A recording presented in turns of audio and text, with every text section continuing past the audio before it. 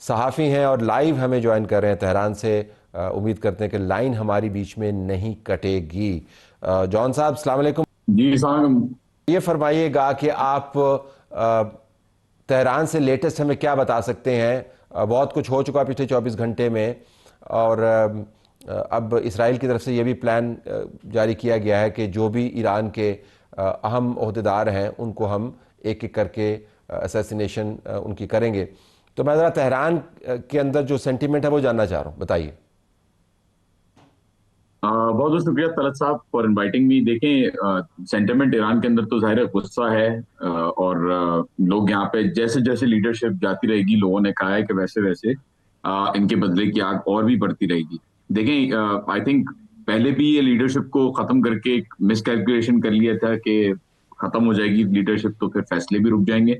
लेकिन हमने 12 दिन की जंग में भी देखा कि पहले ही दिन जब लीडरशिप चली गई तो फैसले और मजबूत हुए, लीडरशिप और मजबूत हुई नहीं। और पहले भी ईरान इराक की जंग थे, उसमें भी 1980 1981 में हफ्ते 3 bombings, prime minister office bombing में prime minister, president, chief justice, पूरी काबीना और पार्लिमानी मेंबरान को खत्म कर दिया। और फिर भी ईरान जो है वो सर्वाइव किया। तो आई थिंक ये आयतुल्ला खामनाई के बाद इस जंग में भी जिस तरीके से हम लीडरशिप का मुजाहरा देख रहे हैं, आई डोंट थिंक जितने भी लीडर्स यहाँ पे चले जाए उससे फर्क पड़ेगा, क्योंकि सिस्टम इतनी कैपेसिटी रखता है कि वो एक तो सक्सेशन में डिसाइडेड होते हैं 3 से 7 लेयर्स में लीडर्स, और दूसरा ये कि लोग चले भी जाए तो पॉलिसी वही रहती है, तो नए लोग जो आते हैं वो उसमें एडजस्ट कर जाते हैं। तो सेंटिमेंट जो है वो गुस्सा है लोगों के अंदर। मैंने आपके एक, ठीक है, गुस्सा है, सेंटिमेंट। मैंने आपकी एक पोस्ट देखी थी जो जंग के शुरू के दिनों में आपने की थी, जब आप बाज़ार में घूम रहे थे और मार्केट्स को दिखा रहे थे और बता रहे थे कि कतई नज़र इस बहस से जो ईरान के बाहर हो रही है कि जी लोग कितने परेशान हैं, ये मार्केट्स खुले हुए हैं, लोग जा रहे हैं। मैं 17-18 दिन के बाद आपसे जानना चाहूँगा कि अगर आप इस वक्त बाज़ार में जाते हैं, ज़ाहिर है आप गए होंगे, इस वक्त हमारे प्रोग्राम में आप, तो आपको क्या पहले जो दिन थे और आज के दिन है उनमें कोई फ़र्क लगता है एक्टिविटी में?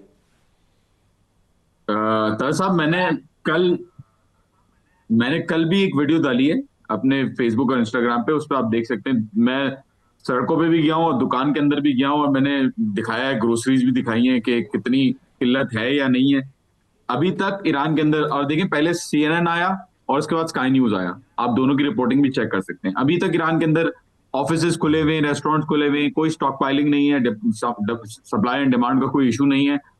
लोग नॉर्मली जिंदगी पहले भी गुजारते थे, 12 दिन की जंग में भी मैं ये कहता था, और अभी भी मैं ये कहूंगा कि लोग नॉर्मली जिंदगी गुजारते हैं। पार्क के अंदर आप जाएं तो अब तो इनफैक्ट और ज्यादा रात तक लोग बैठे होते हैं, क्योंकि एक मोटो जो है यहाँ पे ईरानियों का जंग के दौरान वो ये बना हुआ है कि खायाबुनारो खाली नहीं कोनी, मतलब अब हम सड़कों को नहीं छोड़ेंगे, क्योंकि अमेरिका और इसराइल यहाँ पे चेक पॉइंट्स के ऊपर, जो पुलिस के चेक पॉइंट्स हैं उनके ऊपर मिसाइल्स गिराता है। और ये एक सेंटिमेंट डालना चाहता है लोगों के अंदर कि तुम लोग अपने घरों में बैठे रहो, खौफ में रहो और बाहर नहीं आओ सपोर्ट के लिए। तो यहाँ पे लोग उल्टा और ज्यादा सपोर्ट के लिए बाहर गवर्नमेंट के निकलते हैं। And I am not exaggerating this, मैं इसको मैंने कवर करके वीडियो में भी लगाया कि किस तरीके से लोग बाहर आते हैं लेट नाइट को। अच्छा, ये आपने ज़बरदस्त बात बताई। मैं CNN की ही एक रिपोर्ट देख रहा था जिसमें उन्होंने ये दावा किया है कि ईरान के अंदर जो मुमकिना तौर पर मुजाहरे हो सकते हैं, एक हैरानकुन रिपोर्ट है कि मुमकिना तौर पर मुजाहरों के पेश नज़र उन्होंने एक रिपोर्ट बनाई। उनके ख़िलाफ़ जो रेवोल्यूशनरी गार्ड है वो मज़ीद सख्ती करेगा और वो उनको निशाना बनाएगा और कहेगा कि ये दुश्मनों के साथी हैं। अभी तक कहीं पर आपको मुजाहरे की खबर तो नहीं आई, उसके अलावा जो हुकूमत और निज़ाम के हक़ में है और इसराइल और अमेरिका की बम्बार्डमेंट के ख़िलाफ़ गुस्से के इजहार में मुजाहरे हो रहे हैं, इसके अलावा कोई ऐसा सेंस कि यहाँ पर लोग जो हैं इस निज़ाम से तंग आए हुए हैं, प्रोटेस्ट की तैयारी कर रहे हैं? तरह साहब, एक तो देखें, पहले तक नहीं आई थी ये बात कि अगर कोई बाहर निकला तो क्या होगा। अभी रिसेंटली स्टेटमेंट जो आया था पुलिस का, वो आया था आयतुल्ला मुस्तफा खामनाई के इलेक्शन के बाद, और 9 दिन तक ये system without any supreme leader चला। तो ट्रम्प की जो बातें थी कि वो आएगा और आयतुल्ला खामनाई को शहीद करेगा तो रिजीम चेंज हो जाएगा, अगर ऑपोजिशन होती, जो कि है हर मुल्क के अंदर होती है और यहाँ पे भी है, 10% लोग जो है वो अपोज कर रहे होंगे, नो डाउट। बट अगर ऐसा होता कि मेजोरिटी ऑपोजिशन में होती, तो हमें नजर आता कि जैसे ईरान के अंदर पहले लोग बाहर आए ग्रीवियंसेस को लेके, महसा अमीनी के दौरान या फॉर एग्जांपल रिसेंट प्रोटेस्ट के दौरान, वो दोबारा भी आते।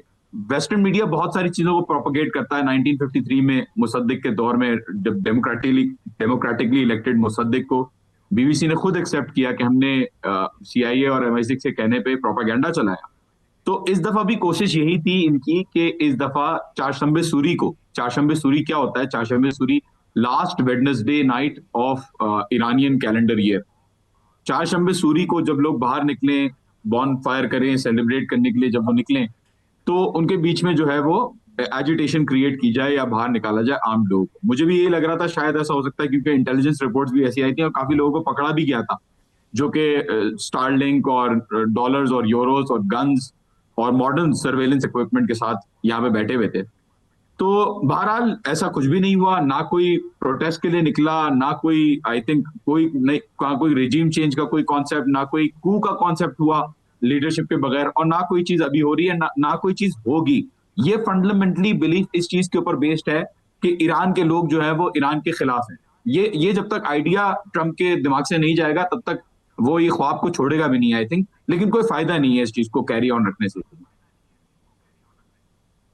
अच्छा, आप ज़ाहिर है ये जंग ईरान के कंट्रोल में नहीं है, ये जिन्होंने करनी है वो उसके ऊपर तुले हुए हैं। अगर जब वहाँ से भी मुतज़ाद हमें अब आरा मिल रही हैं कि जी पता नहीं जंग वो ख़त्म कर रहे हैं या चला रहे हैं उसको, जो स्ट्रीट का सेंटिमेंट है उसमें ज़ाहिर है लोग जंग किसी सूरत में नहीं चाहेंगे कि वो चलती रहे। बहरहाल नुकसान है। जब मैं नंबर देखता हूँ तो 8,000 के करीब अहदाफ हैं, और ये अहदाफ क्या हैं?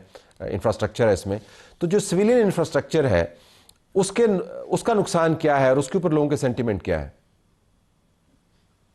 दरअसल 40,000 के करीब सिविलियन इंफ्रास्ट्रक्चर डिस्ट्रॉय या डैमेज हो चुका है, जिसके अंदर मुताबिक 25 से ज्यादा हॉस्पिटल्स हैं, रेस्क्यू टीम्स के ऑफिसेज हैं, मेट्रो स्टेशन हैं, फायर डिपोज हैं, इलेक्ट्रिसिटी की स्टेशन हैं।